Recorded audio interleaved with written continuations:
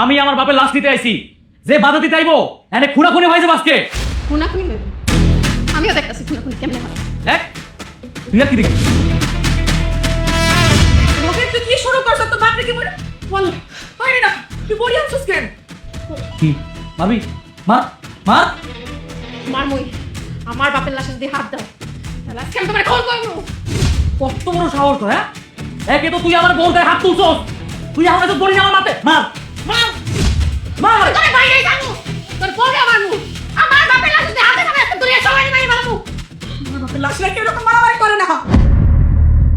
ভাইজান, আমি তোমার ছোটবেলা থেকে সম্মান করে আসছি, শ্রদ্ধা করে আসছি, কোনোদিন তোমার মুখের উপরে কথা কই নাই। কিন্তু আজকে তুমি যাই কাজ করছো, তুমি আমার সম্মান শ্রদ্ধা পাওয়ার অযোগ্য হয়ে গেছো। আমি তোমার কোনোদিন ক্ষমা করবো না। দূর তো সম্মানের গোষ্ঠী আমি কিলাই। আমি আমার বাপের লাশ বেশ মোনা কি করবো সেটা আমার ব্যক্তিগত ব্যাপার, তুই বাধা দেওয়ার কেনা? আমি বাধা দেওয়ার কে মানে? এই যে মরা লাশটা দেখতেছো, হে যেমন তোমার বাপ আমারও বাপ। তোমারে কইতেছি ভাইজান তুমি এখান থেকে চলে যাও, নাহলে কিন্তু ঘুরে ঘুরে হয়ে যাবো। আর রকি মানো না, সে কত কি করতে? আমার কথা দিদি আমার কাছে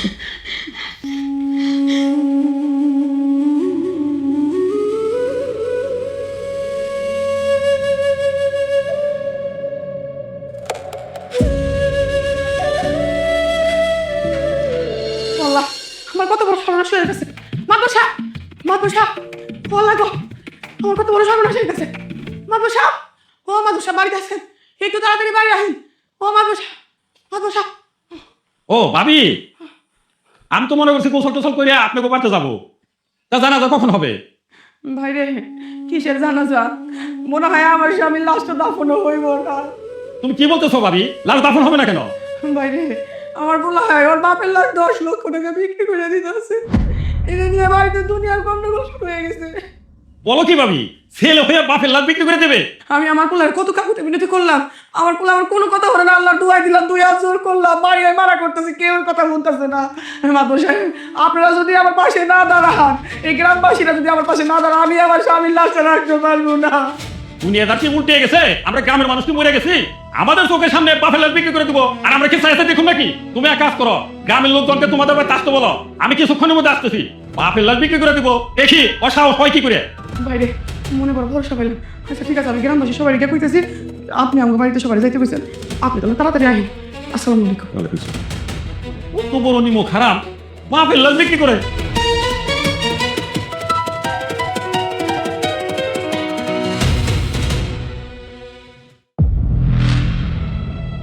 এই, তুমি যে বৈশা সরিকে কি হয়েছে তুমি জানো? কি হয়েছে? আরে তোমার মা গ্রামবাসীদের নিয়ে আসতেছে, মা তো বোন নিয়ে আসতেছে, তোমার নিয়ে বিচার বসাইবো। বিচার? কিসের বিচার? এই যে তুমি যে তোমার বাপের লাশ 10 লাখ টাকায় বিক্রি করে দিছো, এটা নিয়ে মাতবর বিচার বসাইবো। মাতবর আইতাছে। তাই নাকি? গ্রামবাসী মাতবর রে, আমার মা মাতবরে উল্টাপাল্টা কথা বলবে, বিচার বসবে, এটা মেনে নিবো? এত সোজা না।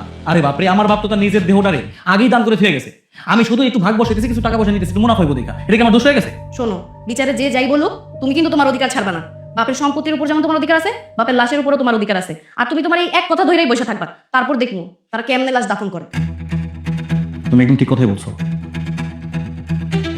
আমার বাপের লাশের মধ্যে আমার ভাগ আছে, আমার ভাগেরটা আমি বিক্রি করি, যা খুশি তাই করি। আমি কেন কই ফুট দিতে পারবো না?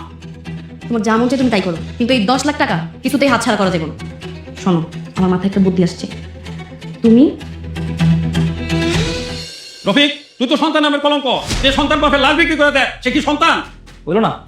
আপনার কথাটা হইলো না? আপনি তো একতরফা কথা কইতাছেন, একজনের পক্ষ নিয়ে কথা কইতাছেন। আমি এক পক্ষের কথা শুনে বিচার করতেছি। হ্যাঁ, অবশ্যই এক পক্ষের কথা শুনে আপনি বিচার করতেছেন। আমার আব্বা মারা গেছে, আব্বা তো মারা যাওয়ার আগে নিজের দেহটা দান করে দিয়ে গেছে মেডিকেল হাসপাতালে। আমি শুধু ওইখান থেকে খরচপাতি নিতে চাইতেছি, এই আর কি। আমি কি দোষ করছি? এই তোর বাপ যদি জীবিত থাকতে নিজের দেহটারে দান করে দিতে পারে, সে তো মহৎ কাজ করছে। শোনেন চাচা, আপনারা বিক্রি বলেন, যা খুশি তাই বলেন, ওদের দেখার সময় আমার কাছে নাই। 10 লক্ষ টাকার বিনিময়ে আমি আমার বাপের লাশটা বিক্রি করে দিছি। আমি বিক্রি করছি, এটা মুখের এক জবান, কত দশ চলব না। মানবো চাচা, এই লোকটা আমার আব্বার লাশ 10 লক্ষ টাকার বিনিময়ে বিক্রি করে দিছে। আমার আব্বা কি শুধু তার একলা আব্বা? বুঝতে পারছি। মাত্র চাচা জানা রয়েছে কি ভাগাভাগিতে, তুই তোমার পুনতে আমার আগে কবি না, ঝামেলা মিটে ফেলতাম আমরা, হুতেই মাতবরে ডাকছোস। ঠিক আছে, বাপ যেহেতু আমার, টাকা যেহেতু আমি নিতেছি, তুই মাইয়া সে ভাগ পাস তো দিলাম, নাইলে তোরে দিলাম, মারে দিলাম, 5 টাকা দিয়ে দিলাম নাকি? জানো শেষ। আমি আর আমার মা আমার আব্বার লাশ বিক্রি করতে চাই না। ঠিক আছে, মাদ্রাসা আমি তাতেও রাজি, কোনো সমস্যা নাই। যেহেতু আব্বার দেহের ভাগ দুটো চাইতেছোস, তোরা দাফন কখন করবি কর, আমি মেনে নিলাম। মাদর সাহেব আমার বাগে আমার বোঝাই দেন, আবার চোখটা কিডনি দুইটা এগুলো আমার দিয়ে দেন, বাকিটা ওরা দাফন করে দেখ, যা খুশি তাই করুক, আমার টাইম পাইলে। মৃত ব্যক্তি লাশ নিয়ে বাগাবাগি, এ রফিক তুই কি মানুষ? মাদর চাচা উল্টা পাল্টা কথা বলেন না, তাতে কিন্তু আমার রাগ বাইরে যাব। আমি ন্যায়ের পক্ষে কথা বলছি, এখানে আমার রাইটস আছে। আপনি এক পক্ষ নিয়ে কথা বলতেছেন। সোজা হিসাব, আমার বাপের লাশের ভাগ আমি যেটা পামু সেটা আমি বেছে দেবো, তারপরে তারা যা খুশি তাই করুক, আমার দেখার বিষয় না। আমি আমার বেশ মনে কি করবো সেটা এখন আমার ব্যক্তিগত ব্যাপার। মানুষ বাপের সম্পত্তি ভাগাভাগি করে না, হ্যাঁ সম্পত্তি ভাগ করে নেয় না, লাশটা তো তাই, আমার বাপের লাশের ভাগ আমি বেচালাম, এতে কিন্তু আপনি বলা দিতে পারবেন না। কি করলি তুই?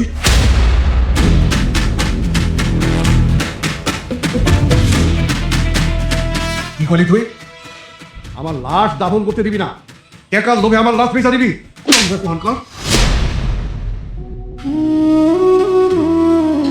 আব্বা তুমি বাইসে আছো? আমি স্বপ্ন দেখতেছি না তো, তুমি সত্যি বেঁচে আছো? আমি বাইসা আছি, কিন্তু যেই ঘটনা দেখলাম, এই ঘটনা দেখার পর আমার আর বাইসা থাকতে ইচ্ছা করতেছে। আমার নিজের সন্তান আমার লাশ কবর না দিয়া বেচা দেওয়া ঠান্ডা করতেছে। হাসিম ভাই তুমি মনে নাটকটা কেন করলা? কেন করলাম তাইলে শুনো। গফুর ভাই, রমিল, কালকে সকালে তোমরা দুইজন আমার লোক একটু সদরে যাইবা, জরুরি কাম আছে ভাই। কি জরুরি কাজ? তোমরা তো দেখছোই ভাই, আমার এই পোলাটার জন্য আমি আমার এই জীবনে কি না করছি। তোমার পোলারে লেখাপড়া করিবার দে, তুমি সদরে দালানের চাকরিও করছো, তোমার স্বপ্ন তো এখন পুরো হয়েছে। হ্যাঁ, তোমার পোলা তো এখন অফিসার হয়েছে।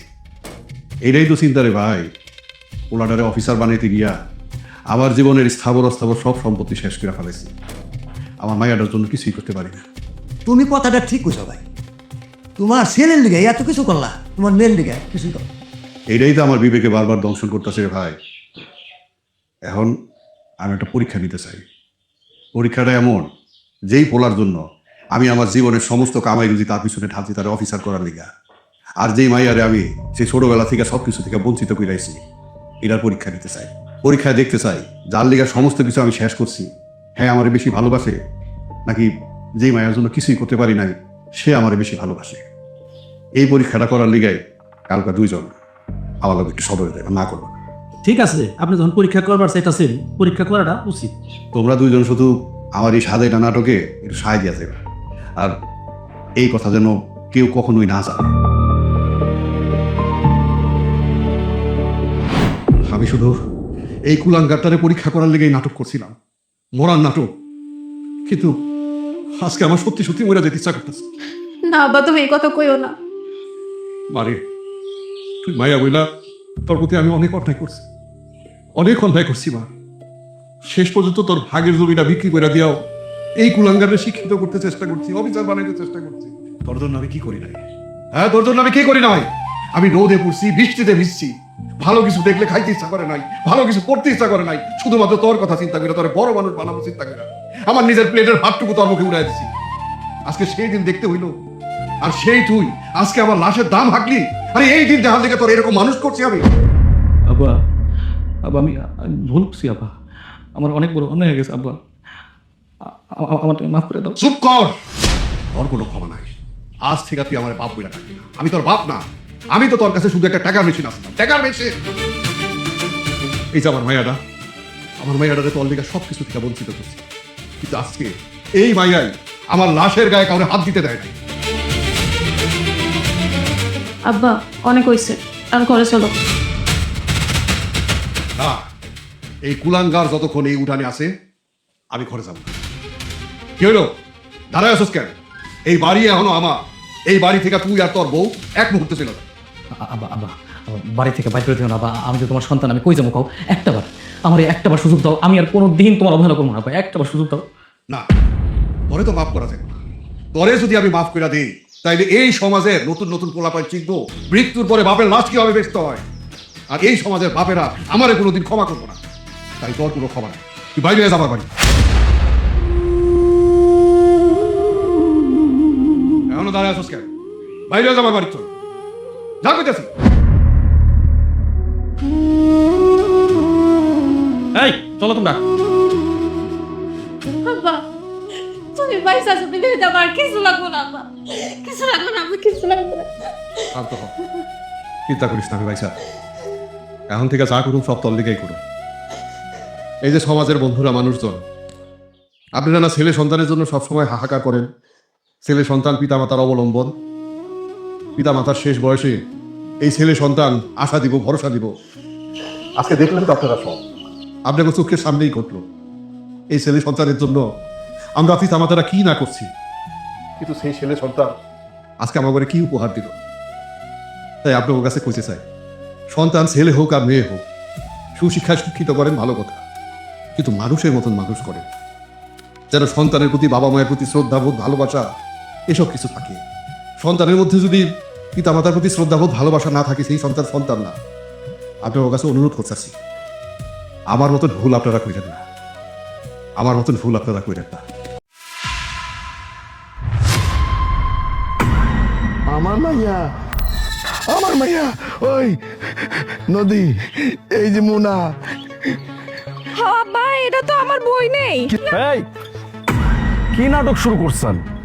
বুঝলাম না, বাসা থেকে বের হইছে আপনারা কারা? আমার ফোন কেড়ে নিচ্ছেন, আবার একজন বলছেন আমার বোন হয়, একজন বলছেন আমার মেয়ে। নাটক শুরু করছেন।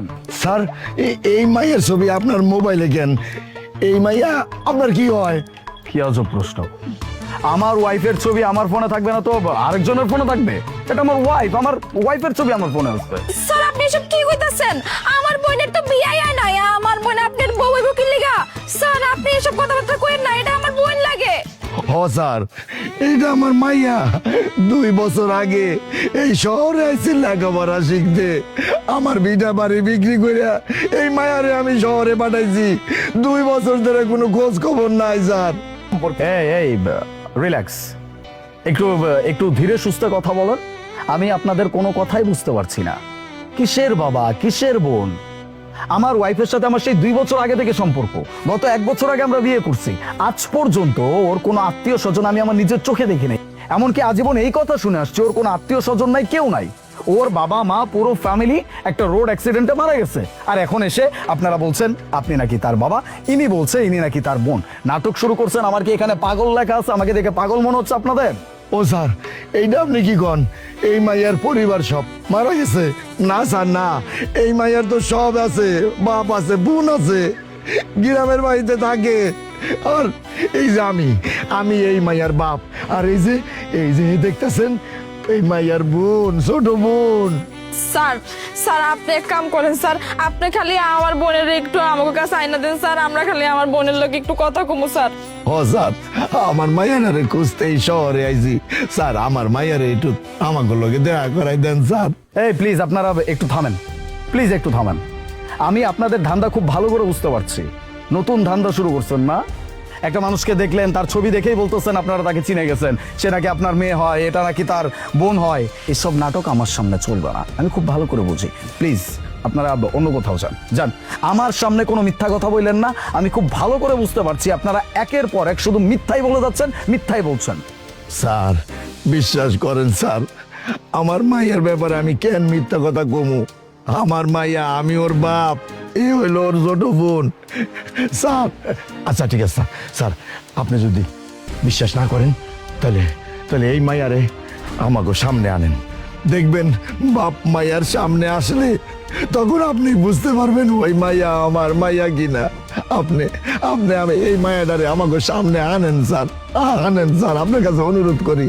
ওকে ফাইন, আপনারা যেহেতু বারবার এইভাবে বলছেন, তার মানে বিষয়টা আমারও যাচাই করে দেখা উচিত।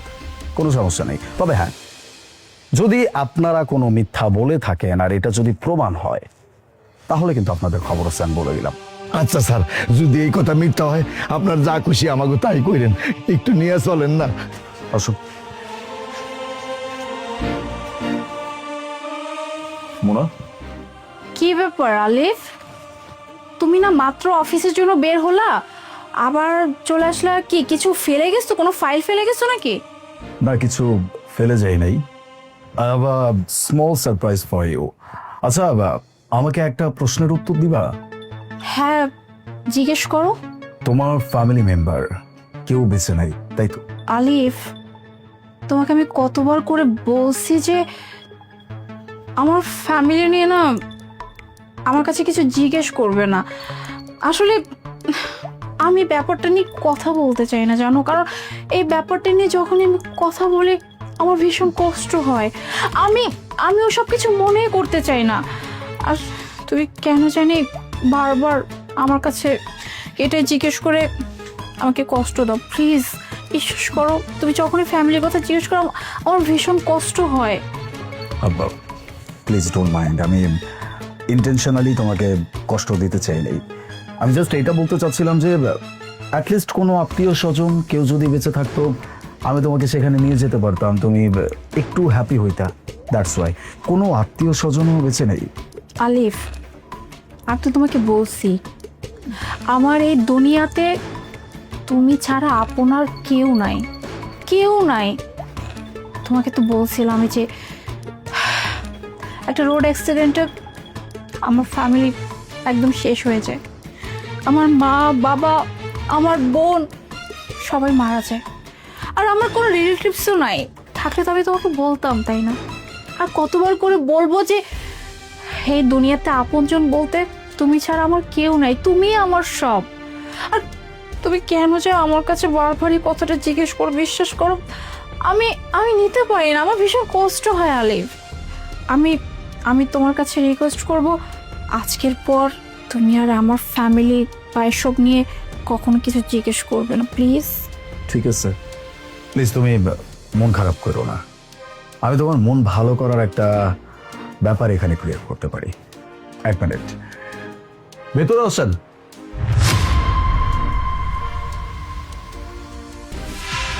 দেখো তো মুনা, ওনাদেরকে চিনতে পারো কিনা? কি কি বলছো আলিফ? আমি আমি এদেরকে কি করে চিনবো? হ্যাঁ, আর তুমি তুমি এরকম রাস্তার ভিখারিকে তুমি বাসায় ঢুকতে দিছো, ইভেন আমাদের বেডরুম পর্যন্ত নিয়ে আসছো কিসের জন্য? আরে তাদের যদি কোনো সাহায্য দরকার ছিল কিছু টাকা দিয়ে বিদায় করে দিতে, তাই না? মানে তুমি এদেরকে কেন এখানে নিয়ে আসছো?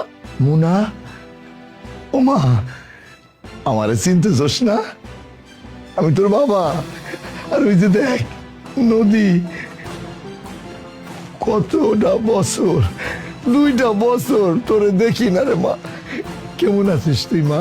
এক্সকিউজ মি চাচা, এ আপনি আপনি কি বলছেন? হ্যাঁ, কে মেয়ে? হ্যাঁ, আমি আপনার মেয়ে হতে যাব কিসের জন্য? আপনি আপনার নিজেকে দেখছেন? হ্যাঁ, আপনি একটা রাস্তার ভিখারি আর আপনি আমার বাবা হবেন। আর সব থেকে বড় কথা হচ্ছে আমার আমার মা বাবা এই দুনিয়াতে বেঁচে নাই, তো আপনি কি করে বাবা হবেন? আর আলিফ, তুমি তুমি কাদেরকে বাসায় নিয়ে আসছো? তুমি দেখতে পাচ্ছ এই লোকটা আমার সাথে কিভাবে কথা বলতেছে? প্লিজ তুমি এক্ষুনি দেখে এখান থেকে বের করো। আপু তুই এসব কি কইতাছস? এটা তোর বাবা না, মানে এটা তো আমাগো বাবা। এসব তুই কি কইতাছ আপু? তুই কি কোনো কারণে আমাগো উপর রাগ করছস? রাগ করলে কবন, কিন্তু তারপরে তুই এই ধরনের কথাবার্তা কইস না। আই মে কি রে? হ্যাঁ, কে তোর বোন? হ্যাঁ, মানে রাস্তা থেকে উঠে আসছে, মানে আমাকে বোন বোন বলা শুরু করছে। কি ভাবছিস? হ্যাঁ, বোন বোন বলবি, তারপরে আমি তোকে সাহায্য করবো, টাকা পয়সা দিব, এই ধান্দা করতে আসছিস, তাই না? আলিফ দেখো, আমার মাথা ভীষণ গরম হয়ে যাচ্ছে। তুমি প্লিজ প্লিজ এই রাস্তা 2টা ভিখারিকে এক্ষুনি বাড়ি থেকে বের করো। মুনা, ওই মা, সব কিছু কি ভুলে গেছোস?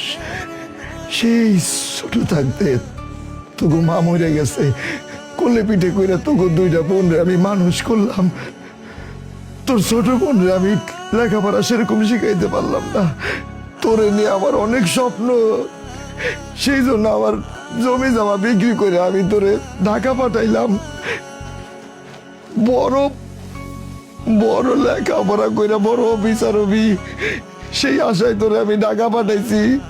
কিন্তু 2টা বছর ধরে তুই কোনো খোঁজ খবর রাখস নাই। তোর জন্য তোর ছোট বোনটা কাঁদতে কাঁদতে পাগলের মতো হয়ে গেছে। আর আমি তো তোরে না দেখলে আমি ভালো থাকি না রে মুনা। তুই তো আমার বড় মাইয়া, এইভাবে কেমনে ভুলে গেলি আমারে?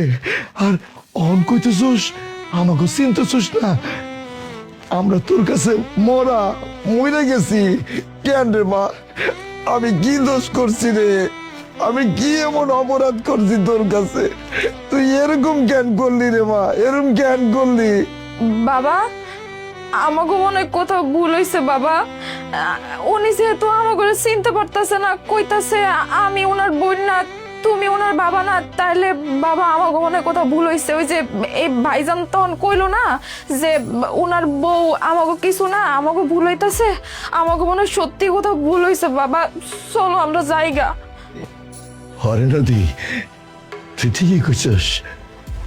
দেখ এখন একেবারে মেম সাহেবের মতো ও আমার মায়া কেন হইতে যাবো না।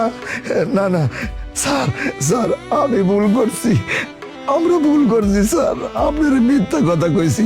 তো স্যার মানুষের মতো মানুষ তো আছে, ও আমার মায়া না স্যার, আমরা চলে যাই স্যার, ভুল করছি।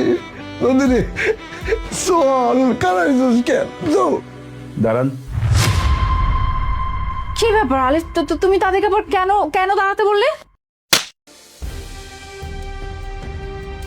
সেটা আমি কখনো করি নাই, সেটা আজকে তুমি আমাকে করতে বাধ্য করছো মোনা। আমি না ভাবতে পারছি না একটা মানুষ কিভাবে পারে এরকম কাজ করতে।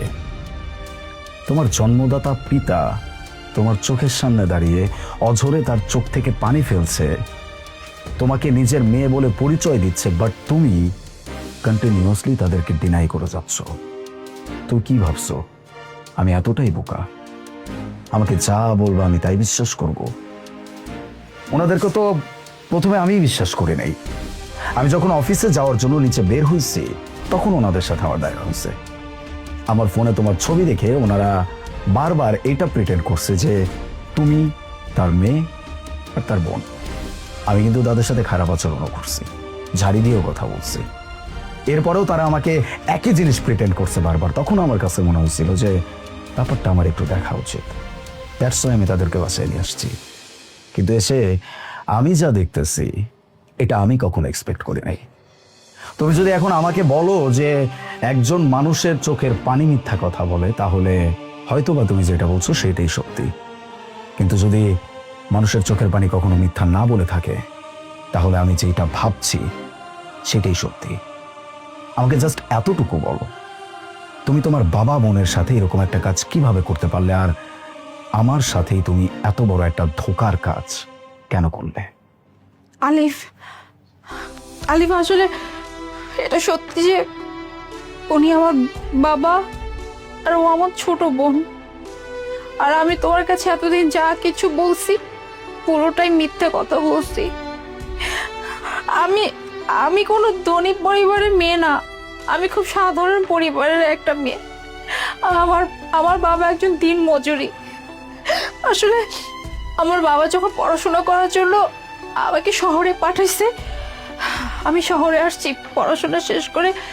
যখন চাকরি নিলাম আর ওই অফিসে তোমার সাথে দেখা, তারপরে আমাদের মধ্যে একটা সম্পর্ক হয়।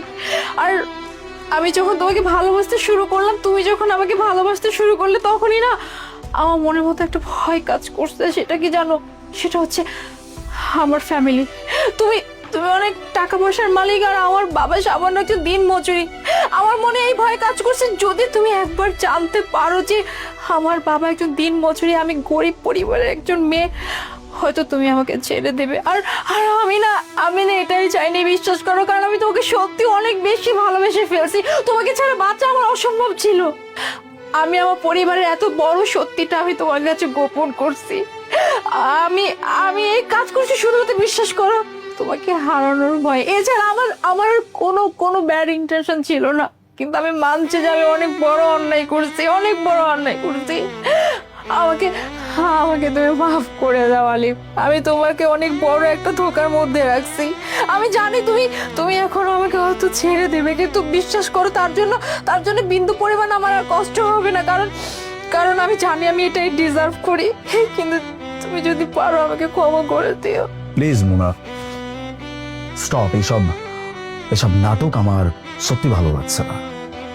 তুমি আমাকে এই চিল্লা, তুমি নাকি আমাকে ভালোবাসো, তুমি আমাকে ভালোবেসে বিয়ে করছো। যে মানুষটাকে ভালোবাসো তুমি সেই মানুষটার ব্যক্তিত্বই জানলা না, তুমি তাকেই চিল্লা না। তুমি কেমন ভালোবাসলা তুমি খুব ভালো করে জানো। আমার আপনজন বলতে কেউ নাই। আমি আমার বাবা মাকে হারাইছি, আমার ফ্যামিলিতে কেউ নাই। আমি যখন জানতে পারতাম যে আমার ওয়াইফের একটা ফ্যামিলি আছে, তখন তোমার কি মনে হয় আমি তোমার অবস্থান যাচাই করতাম? এগুলো আমি যাচ করতাম? এই চিনছো তুমি আমাকে? আমার কোন জিনিসটার অভাব আছে? টাকা, বাড়ি, গাড়ি, কোন জিনিসের অভাব আছে? তোমার অবস্থান থেকে আমার নেওয়ার মতো কি আছে আমাকে এটা বলো। কিচ্ছু নাই। আমি তোমাকে ভালোবাসছি। তোমার কাছ থেকে যদি আমার নেওয়ার মতো কিছু থাকতো সেটা হচ্ছে একমাত্র পরিবার, সেটাই আমার দরকার ছিল। আর তুমি আমাকে সেই জায়গা থেকে বঞ্চিত করছো। তোমার বাবা আছে, তোমার বোন আছে, তোমার একটা সুইট ফ্যামিলি আছে। একটাবার ভেবে দেখো তো, আজ থেকে 1 বছর আগে আমাদের বিয়ে হয়েছে, এই 1টা বছর কি আমি আমার পরিবারের গ্যাপটা ফিল করতে পারতাম না? আমি কি একজনকে বাবা বলে ডাকতে পারতাম না? আমি কি আমার ছোট বোনের জন্য কিছু করতে পারতাম না? সব কিছু থেকে তুমি বঞ্চিত করছো।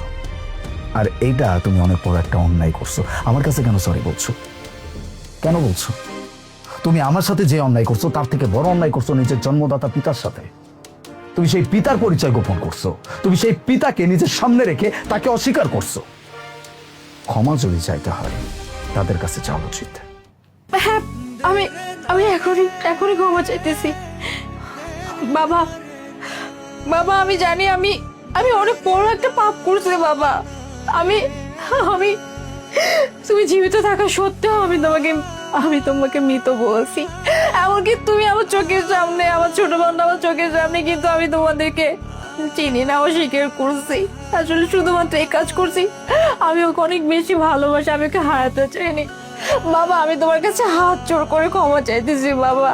আমাকে যদি বলো আমাকে মাফ করে দাও, বিশ্বাস করো তুমি যদি আমাকে মাফ না করো আল্লাহ আমাকে মাফ করবে না। আমি জানি আমি অনেক বড় পাপ করছি, এই পাপের কোনো ক্ষমা হয় না। যদি তুমি পারো প্লিজ আমাকে মাফ করে দিও বাবা। মারে, আমি তো বাবা, সন্তানরা তো ভুল করবই। মা বাবারা তো সেই ভুল ধরে রাখে না। তোর ভুল যখন তুই বুঝতে পারছস, আমার মনে আর এখন কোনো কষ্ট নাই। তো একটা বিষয় কিন্তু আমি খুব খুশি হয়েছি, আল্লাহ তোর কপালে একটা রাজপুত্র দিছে, একটা খাটের সোনা তুই পাইছস, ধরে রাখিস, ছাড়িস না। আমি দোয়া করি তোরা সুখে থাক। ইনশাল্লাহ সুখে থাকবো যদি আপনারা আমাদের সাথে থাকেন। দেখো না, আমি এতদিন পর্যন্ত পরিবার ছাড়া ছিলাম। আজকে যেহেতু আমি আমার পরিবার পাইছি, এটাকে আমি হারাইতে চাই না। আমি চাই বাবা, বোন সবাই আমাদের সাথেই থাকবে। কি থাকবেন না বাবা? হ্যাঁ বাবা, মেয়ে তো পাইছি, আমার কলিজার টুকরারে পাইছি। তুমি যখন কইতেছো ঠিক আছে বাবা, আইসে গিয়ে আমার 2টা মাইয়া আর একটা ছেলে, সেটা হলো তুমি। তোমার কাছে আমি থাকুম বাবা, তোমার কাছে থাকুম ইনশাল্লাহ। তাহলে এক কাজ করো, ওনারা বাইরে থেকে আসছে, ওনাদের অবস্থা খুব একটা ভালো না। ফ্রেশ হোক, খাওয়া দাওয়া করুক, আমি এর মধ্যে আমার মিটিংটা সেরে আসছি। কেমন বাবা?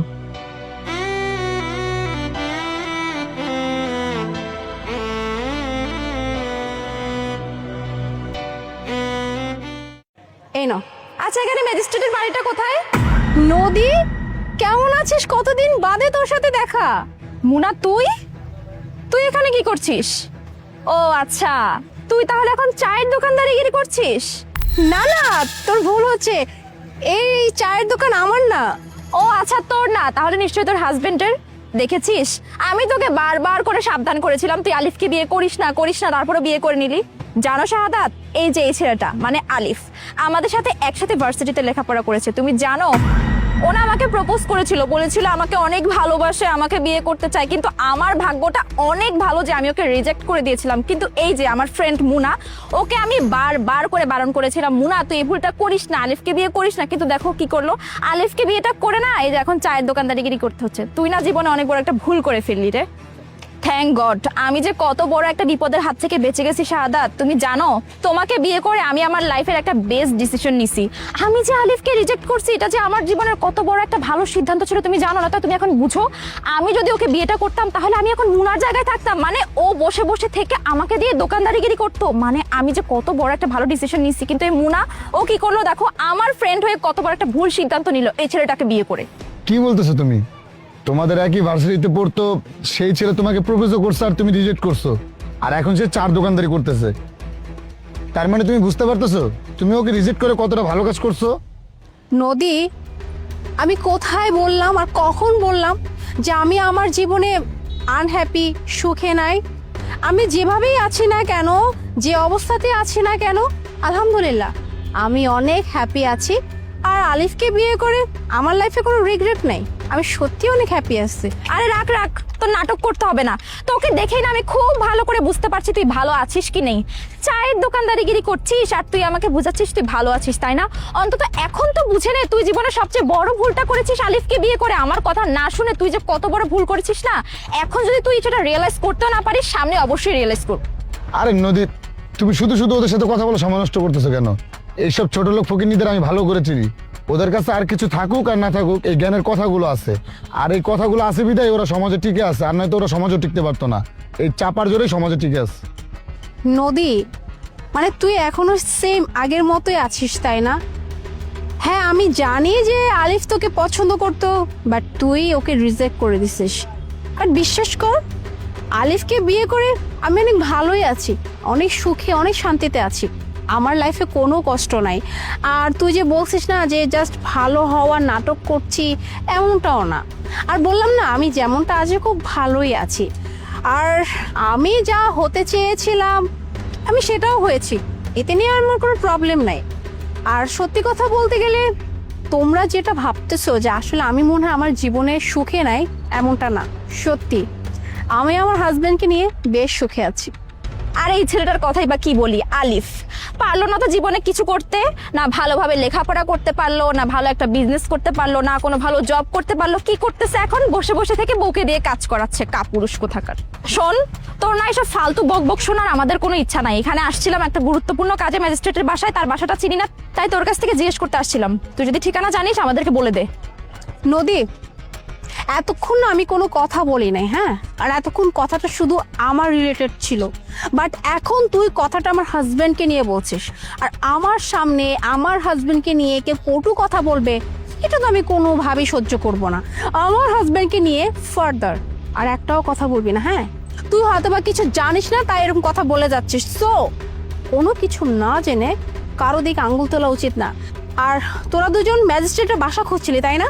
এক কাজ কর, সোজা গিয়ে ডানে চলে যাবি, ম্যাজিস্ট্রেটের বাসা পেয়ে যাবি। যা, চলো। আই এম সরি, আসলে ওরা অনেক উল্টাপাল্টা কথা বলে ফেলছে, আর তোমাকেও অনেক ছোট করে কথা বলছে। প্লিজ ওদের কথায় তুমি কিছু মনে করো না।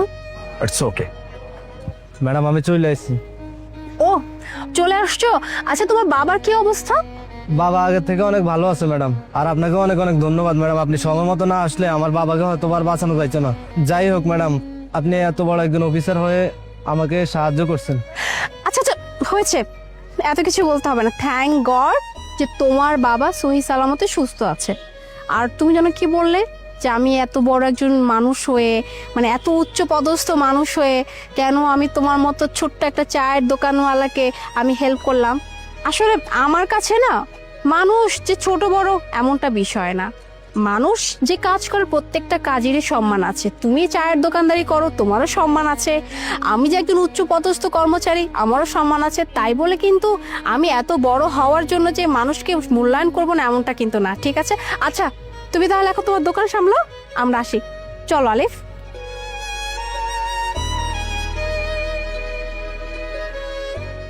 নদী, তুমি কি ম্যাজিস্ট্রেট ম্যামের সাথে কি ভালো করে কথা বলছো? মানে আমাদের দিল থেকে ওকে করবে? হ্যাঁ বাবা, আমি ম্যাজিস্ট্রেটের সাথে তো কথা বলতে পারি না এখনো, কথা বলার জন্য তো যাচ্ছিলাম, কিন্তু তার পিএর সাথে আমি খুব ভালোভাবে কথা বলছি, এমনকি ওকে কিছু টাকাও দিছিলাম। ও বলছে আমাদের সাপোর্ট নিয়ে কথা বলবে আর ম্যামের থেকে আমাদের ফাইলটাও সাইন করাই দিবে। যদি ম্যাম এই ফাইলটা সাইন না করে কোটি টাকার প্রজেক্ট, আমাদের কিন্তু একদম পথে বসতে হবে। এরকম কিছুই হবে না, তুমি আমার উপর বিশ্বাস রাখো, ম্যাম অবশ্যই সাইন করে দিবে। চলো। এক্সকিউজ মি, তুই তুই এখানে কি করছিস? ও আচ্ছা, চায়ের দোকানদারিগিরি ছেড়ে এখন আসছিস ম্যাজিস্ট্রেটের বাসা ঝাড়ুদারের কাজ করতে, তাই না? তোর এটা কেন মনে হলো যে আমি এখানে কাজ করতে আসছি? ওমা, মনে না হওয়ার কি আছে? তাহলে ম্যাজিস্ট্রেটের বাসা তুই আসবি বা কেন? হ্যাঁ, অবশ্যই ঝাড়ুদারের কাজ করতেই আসছিস। আচ্ছা, তো তুই যেহেতু ম্যাজিস্ট্রেটের কাছে আসছিস, সো ম্যাজিস্ট্রেটের বাসায় ম্যাজিস্ট্রেট থাকবে না তো কি অন্য কেউ থাকবে? কি শেষ পর্যন্ত তুই নিজেকে ম্যাজিস্ট্রেট ভাবা শুরু করছিস, তাই না? তোর ভাবনাতে আছে, ঠিক আছে ঠিক আছে, তাই বলে তুই মানুষকে বলে বেড়াবি আমি ম্যাজিস্ট্রেট ম্যাজিস্ট্রেট, এটা তো ঠিক না। নদী, তুই তো শিক্ষিত তাই না? অবশ্যই তোর ফোনে আজকে ম্যাজিস্ট্রেটের সাথে যে অ্যাপয়েন্টমেন্ট আছে সেটা ডকুমেন্ট তোর ফোনে আছে, এটা চেক কর তো ওখানে ম্যাজিস্ট্রেটের নামটা কি লেখা। আরে বাবা, আমি তো নাম দেখেই আসছি, নামটা তো মুনা। মানে তুই ম্যাজিস্ট্রেট? এক্স্যাক্টলি, যেটা লেখা আছে ওইটাই কারেক্ট। আমি সেই ম্যাজিস্ট্রেট যে তুই যার কাছে আসছিস মানে হেল্প চাওয়ার জন্য। বাট তুই আর তোর হাজবেন্ড এই দুজন মিলে আমাকে তো কন্টিনিউয়াসলি অপমানের উপর অপমান করে যাচ্ছে, ইভেন এখানেও। আর একটা কথা, তুই যে কথায় কথায় একটা কথা বলছিলি যে আমি আলিফকে বিয়ে করে জীবনে অনেক বড় একটা ভুল করেছি, ওর মতো ছেলেকে বিয়ে করা আমার একদমই উচিত হয় না, তুই ওকে বিয়ে না করে জীবনে অনেক ভালো ডিসিশন নিয়েছিস। একটা কথা কি জানিস, কথাটা না একটু ঘুরায় দেয়, সেটা হচ্ছে আলিফকে তুই বিয়ে করতে না পারায় তুই জীবনে অনেক ভুল ডিসিশন নিয়েছিস, আর আলিফকে আমি বিয়ে করায় আমি জীবনে পারফেক্ট ডিসিশন নিয়েছি। কেন জানিস? কারণ আজকে যে আমি ম্যাজিস্ট্রেট, আমার এই সফলতার পিছনে শুধুমাত্র একজন দায়ী, সে হচ্ছে আমার স্বামী আলিফ। ও আমার প্রত্যেকটা স্টেপে আমার পাশে ছিল, সবসময় আমাকে সাপোর্ট করতো সব দিকে। আর আজকে আমার যা কিছু সবকিছু এই মানুষটার জন্য। এই মানুষটা যদি আমার পাশে না থাকতো তাহলে হয়তো বা আজকে আমি এত বড় একটা পজিশনে থাকতেই পারতাম না। আচ্ছা মুনা, ওনারা এখানে কেন আসছে? ওরা এসেছে ওই যে একটা জমি নিয়ে কি যেন একটা কাজের দরকার, আমার কাছে হেল্প চাওয়ার জন্য। ও আচ্ছা, ওই জমিটা। Got it. আপনারা যেই জমি নিয়ে এখানে কথা বলতে আসছেন, আমি যতটুকু জানি সেই জমি একটা স্কুল বানানোর জন্য বরাদ্দ করা হয়েছে। একটা স্কুল মানে হচ্ছে সেই স্কুলটা হাজার হাজার বাচ্চা কাচ্চার ভবিষ্যৎ ডিসাইড করবে। আর আপনারা কিনা সেই জায়গাতে নিজেদের একটা প্রজেক্ট বানানোর জন্য এখানে কথা বলতে আসছেন। হবে না, আপনারা যা চিন্তা করে এখানে আসছেন সেটা হবে না। বরঞ্চ আমি আমার ওয়াইফকে এটা বলবো যেন এই জায়গার এগেনস্টে কেউ কোনো কিছু করতে গেলে সে কোনো না কোনো অ্যাকশন নেয়। আর তোমাকে বলছি, ভার্সিটি লাইফে তো তুমি আমাকে ছেড়ে চলে গেছিলা, আমার মতো ছেলের সাথে তুমি থাকতে চাও না। ভালো, তোমার কপাল নিয়ে তুমি চলে গেছো, আমি খুব খুশি হয়েছি। কেন জানো?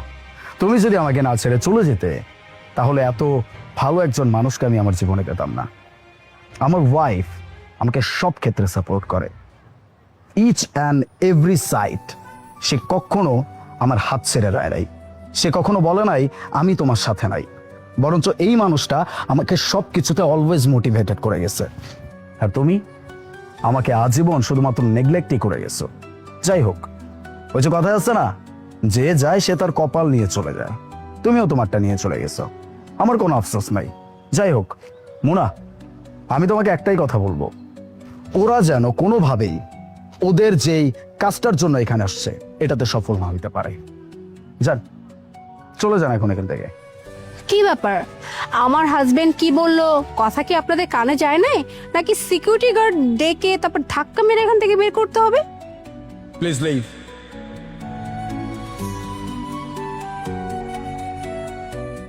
শোন না, আমাকে 500 টাকা পাঠা না, আমি ইন্টারভিউ দিতে যাবো, আমার টাকাটার খুব দরকার। আমি তোকে কথা দিচ্ছি, আমার কাছে টাকা আসলে আমি তোকে টাকাটা পাঠিয়ে দেবো। প্লিজ একটু বোঝার চেষ্টা কর, ইন্টারভিউটা না দিতে পারলে আমার চাকরিটা হবে না, আর এই চাকরিটা না পেলে আমি অনেক বড় বিপদে পড়ে যাবো। প্লিজ একটু। হ্যালো হ্যালো, ফোনটা কেটে দিল। এই ইন্টারভিউটাই আমার শেষ আশা ছিল, এবার আমি কি করবো? আর চাকরিটা হবে না আমার। ম্যাডাম, আপনার টাকার খুব দরকার তাই না? ম্যাডাম এই নিন, আমার কাছে তো পুরো 500 টাকা নেই, 400 টাকার মতোই আছে, এই টাকাটা আপনি না। কিন্তু আপনি আমাকে সাহায্য কেন করছেন? কারণ মানুষের সাহায্যের প্রয়োজন, মানুষের খারাপ সময় অন্য মানুষই এগিয়ে আসবে তাই না? আপনি কোনো সংকোচ বোধ করবেন না, আপনি নিন। দাদা, আমি এখন খুব কঠিন সময়ের মধ্যে দিয়ে যাচ্ছি। আমি যদি এখন আপনার থেকে এই টাকাটা নিই, আমি এই টাকাটা আপনাকে আর ফেরত দিতে পারবো কিনা আমি সেটাও জানি না। আপনাকে কি আমি টাকাগুলো ফেরত দিতে বলেছি? বলিনি তো। আর আপনি তো এমনিতে ইন্টারভিউতে যাচ্ছেন, আপনি যখন চাকরি পেয়ে যাবেন তখন আমাকে টাকাগুলো ফেরত দিয়ে দেবেন। যদি কোনো কারণে আপনি চাকরিটা না পান তাহলে কোনো অসুবিধা নেই, তাহলে আপনাকে টাকাগুলো ফেরত দিতে হবে না। নিন, এটাই আপনার পাপ। অনেক ধন্যবাদ দাদা আপনাকে। আপনি নিজেও জানেন না যে আপনি আমার কত বড় একটা সাহায্য করলেন। আপনি সত্যি খুব ভালো মানুষ। না না, ধন্যবাদ পাওয়ার মতো কাজ আমি করি। আচ্ছা ম্যাডাম, আপনি ফোনে কার সাথে কথা বলছেন? আর আপনার পরিস্থিতি বা এরকম হলো কি করে? হাতে একটা টাকাও নেই। আপনি যদি কিছু মনে না করেন আমাকে বলতে পারেন। কি আর বলবো দাদা, আমি গ্রাম থেকে এসেছি। আমার বাবা মায়ের আমি একমাত্র মেয়ে। আমার বাবার শরীর এখন ভালো থাকে না, তাই সে কোনো কাজও করতে পারে না। সেই জন্য এখন বাড়ির সমস্ত দায়িত্ব আমার উপর। গ্রামে অনেক কাজ খুঁজেছি জানেন, কিন্তু কোনো কাজ পাইনি। তখন একটা লোক আমায় বলেছিল যে শহরে আসলে নাকি আমি ভালো একটা চাকরি পেয়ে যাবো। তার কথা মতো আমি এই শহরেও চলে আসি, কিন্তু উনি এখন আর আমার ফোন তুলছেন না। উনি আমার সাথে ফ্রড করেছেন। তারপর অনেক খোঁজ নিয়ে আজকের ইন্টারভিউটা সুযোগ পেয়েছিলাম, কিন্তু আমার হাতে একটা টাকাও ছিল না। তাই আমি আমার বন্ধুকে ফোন করে ওর কাছ থেকে 500 টাকা চাইছিলাম, কিন্তু ও আমাকে দিতে না করে দিল। সত্যি দাদা, আজ বুঝতে পারছি খারাপ সময় কেউ কারোর পাশে থাকে না। ম্যাডাম, আপনি চিন্তা করবেন না, উপরে তো ভগবান আসেনি, উনি সব দেখছেন। আপনি নিজের উপর বিশ্বাস রাখুন, দেখবেন ঠিক একদিন সফল হবেন। সেটা তো সময় বলে দেবে। আচ্ছা দাদা, আপনার কাছে তো কাজ আছে, আপনি তো এই কাজটা করছেন, তার মানে আপনি নিশ্চয়ই ভালো টাকা আয় করেন, তাই না? কপালটা তো আমাদের খারাপ, যাদের কাছে করার জন্য কোনো কাজই নেই। ম্যাডাম, সবার কাছে অন্যের কাজের থেকে নিজের কাজটা বেশি কষ্ট মনে হয়, কিন্তু সত্যি বলতে কি জানেন, আপনার থেকে আমার পরিস্থিতিটা আরো অনেক বেশি খারাপ। কিন্তু দাদা, আপনি তো টাকা উপার্জন করছেন, তারপরেও কেন আপনি এত কষ্টে আছেন? কি হয়েছে? আমি আপনাকে বোঝাচ্ছি। আসলে আমি গ্রামে থাকতাম, একটা মেয়েকে খুব ভালোবাসতাম। 2 বছর আগে ও শহরে আসে। ও আমাকে একদিন বললো, তুমি ওখানে চলে আসো, আমরা দুজনে মিলে একসাথে কাজ করি। তখন আমি ওর কথা বিশ্বাস করে আমি আমার বাবা মাকে ছেড়ে এই শহরে চলে আসলাম। তখন এখানে এসে জানতে পারলাম ওর একজনের সাথে সম্পর্কে জড়িয়ে আছে। আমি এই সম্পর্কটা বাঁচানোর জন্য ওর হাতে পায়ে ধরেছিলাম, কিন্তু আমাকে শেষমেশ বললো, তুই গ্রামের একটা অশিক্ষিত ছেলে, আমি তোর সাথে কোনোদিনও থাকতে পারবো না। সেদিন থেকে আমি আর ভালোবাসা ভিক্ষা চাই। আমার বাবা মাকেও না আমি এই মুখটা দেখাই। তারপর থেকে এই রাস্তার ধুলোই আমার ঠিকানা। আমি সামান্য দুবেলা দুটো খাওয়ার জন্য এই সামান্য মুচির কাজটা করি। আপনার কথা শুনে বুঝতে পারলাম যে আপনার কষ্টটা তো আমার থেকেও অনেক বেশি। আপনি ভেঙে পড়বেন না দাদা, দেখবেন একদিন সবকিছু ঠিক হয়ে যাবে। দেখা যাক আমার কপালে কি আছে। ম্যাডাম, আপনি এখন যান, আপনার ইন্টারভিউটার জন্য দেরি হয়ে যাবে। ঠিক আছে দাদা, আমি যাচ্ছি। আপনার এই উপকারটা আমি কোনোদিনও ভুলবো না। আসলাম।